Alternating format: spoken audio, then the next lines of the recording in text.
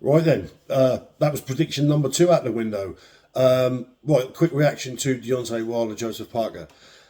First off, I put a caveat in my prediction video of I favoured Parker, but unless the Fury defeats and the beatings he got from Fury and the inactivity and the age on top sort of all amounted to Deontay Wilder growing old overnight.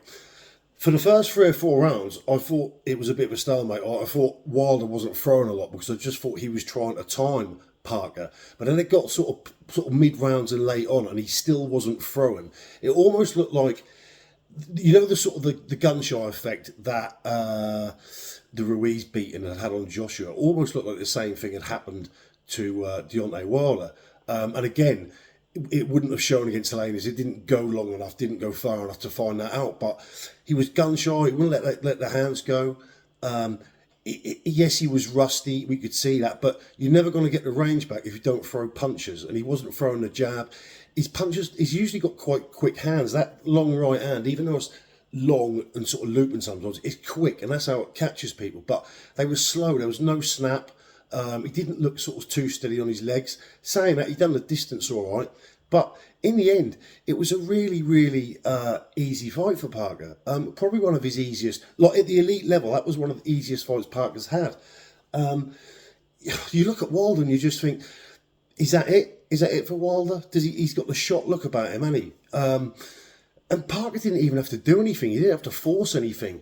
And from early on, Wilder just didn't put anything out to deter Parker. So after a while, Parker just had no fear and complete abandon. Just a complete non-event of a fight. And just Wilder didn't show up, did he? He did not turn up. And what does that do for the March 9th card? Unless Joshua loses, and then I suppose there's still a go, but it's certainly not worth the same amount, is it? And Parker moves on. And there you go, activity. Me and Loz D were talking about this earlier. And inactivity's a killer, especially in boxing. Inactivity is a killer. And Parker's been active.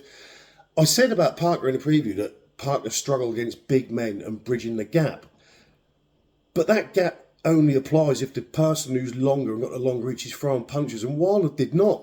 So I'll do a proper breakdown of this in the next couple of days. But this is just a quick reaction. But yeah, Wilder, is he shot? Finished?